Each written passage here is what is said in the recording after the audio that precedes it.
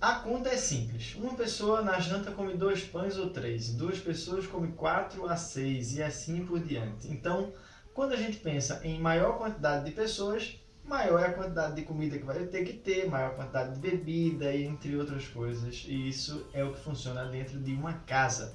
Agora, quando a gente vai levar isso para uma cidade que está em crescimento constante, a coisa começa a mudar de figura. Então, hoje nós vamos começar a entender como era que esse abastecimento da cidade do Recife era feito no período do Brasil holandês e como é que eles se viravam em termos de alimentação, de bebida, entre outras coisas. Quando os holandeses aqui chegavam, a sua alimentação era muito à la europeia. Eles não comiam as coisas que tinham aqui no princípio e comiam muito mais o que vinha da Europa. Então pode-se dizer que eles praticamente importavam quase todo tipo de alimento que eles precisavam de lá da Europa. Lá nos seus navios chegava de tudo: boi, bacalhau, carneiro, tocinho, fígado, passas, azeitona, vinho, queijo, manteiga, farinha de trigo, azeite, amêndoas, entre tantos outros produtos que chegavam aqui por meio dos navios. Para se ter uma ideia, só o Palácio de Nassau naquele período consumia por dia 4 galinhas, 4 litros de vinho, 2 litros de cerveja, 2 litros de farinha, 14 pães e entre outras coisas também. E os portugueses ficavam muito animados, né, com essa ideia de verem muitos e muitos outros tipos de alimentos diferentes que eles não costumavam trazer da Europa para se alimentar e eles estavam vindo para cá agora para o Brasil. Com isso, os holandeses eles acabaram entrando em negociação com os holandeses para que pudessem comprar algum desses alimentos. Mas pensa bem, um alfajor Havana lá em Buenos Aires é caro pra caramba. Quando você traz para cá, ele fica 5 vezes mais caro. Então imagina o quanto de dinheiro que esses holandeses que vendiam os alimentos ou bebidas, como vinho francês, para os portugueses aqui não cobravam. Era muito caro, então eles acabavam lucrando bastante com isso. E só quem comprava, ou era aquele que fez uma boa economia, aquele português que fez uma boa economia e comprou aquele alimento, ou então aquela pessoa que tinha muito dinheiro e acabava disposta a pagar um alto preço por uma coisa importada. Mas esses tempos de fartura entre os holandeses, eles chegaram ao fim em 1640. A quantidade dos holandeses estava começando a crescer e aumentar, como a gente viu já durante o outro vídeo que a gente já passou. Então eram muitos holandeses vindo de lá para cá para morar aqui, a população do Recife estava aumentando muito também, mas com relação à comida que eles estavam importando para alimentar essa quantidade inteira de holandeses, estava ficando muito caro para a companhia sustentar toda essa importação. Então eles tinham que se adaptar e começar a comer mais alimentos que eram produzidos aqui. E isso era um problema. A maioria dos proprietários de terra que tinham aqui em Recife, eles não estavam dispostos a plantar comida para poder vender para as pessoas. Isso não dava lucro, né? Vender... Hoje em dia dá, né? Porque um pacote de feijão é R$10, mas naquele período, você plantar raízes e outras coisas para poder revender não dava lucro. O que dava lucro era plantar cana de açúcar. Isso sim dava lucro. Só que não dá para você viver de caldo de cana e broa todo dia. Então, o que acontece? Eles começaram a ser forçados a poder produzir e ter que produzir coisas para as pessoas poderem se alimentar.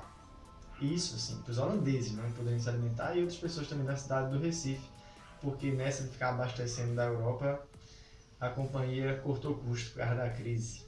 Com isso, Maurício Nassau acabou abrindo 2 mercados de peixe, um em Recife e outro em Maurícia, e acabou incentivando várias pessoas e pescadores a poderem ir lá pescar e vender seus peixes nesses mercados, né, para criar já uma saída para se consumir outro tipo de alimento, como o peixe.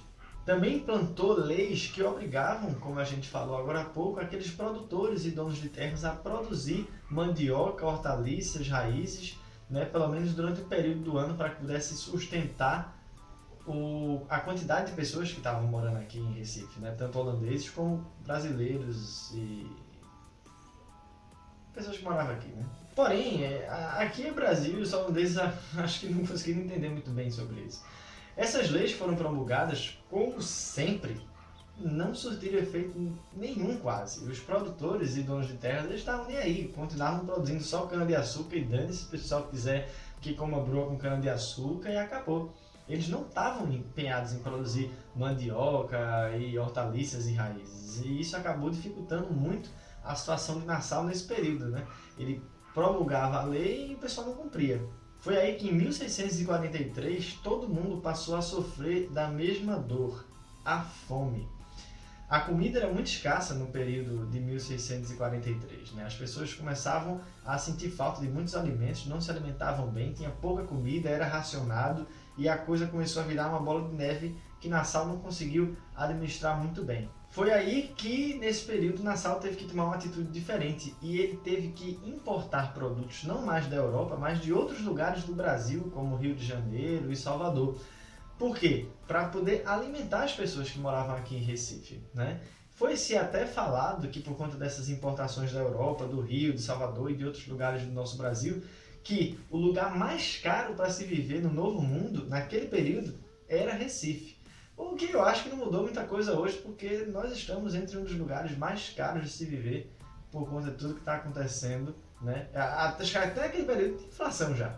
Esse foi um fato que dificultou muito a administração do Nassau aqui, né? Por conta da dificuldade de alimento e por ter que importar vários alimentos para poder sustentar as pessoas daqui, ele acabou não tendo tanto lucro como a companhia esperava e isso foi um dos motivos também que foram somados a outros e acabaram tirando ele daqui.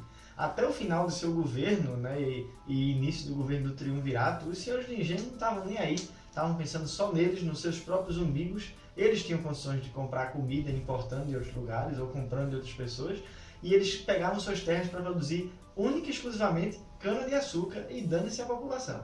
O que a gente pode pensar também é que senhores engenhos e donos de terras acabaram fazendo isso por conta de um outro motivo, que seria o fato de causar um incômodo, uma ferida no pessoal que estava aqui, né, dos holandeses. Talvez eles não estivessem gostando e disseram, não, se isso é uma maneira que a gente pode fazer para acabar tirando eles daqui, a gente vai fazer, mesmo que alguns outros paguem por isso, né? Os pobres, né, que sempre pagam por isso. Então, talvez tenha sido só por conta de egoísmo deles, ou talvez foi uma maneira de retaliação que eles fizeram para poder, de alguma forma, atrapalhar o crescimento dos holandeses aqui no nosso período, mas a gente não vai saber porque não tem nenhum senhor de engenho vivo ainda hoje para a gente perguntar sobre isso, né? E não dá para saber. Então era assim que o Recife era abastecido naquele período. Então, se você gostou, dê seu like aqui embaixo, curta o vídeo, compartilhe e se inscreva no canal, porque aqui você vai conhecer cada vez mais coisas sobre a história do nosso Brasil, principalmente sobre o período holandês, que a gente já está quase acabando. Faltam poucos vídeos para finalizar esse período aqui. Até a próxima semana com mais um vídeo e nos vemos depois.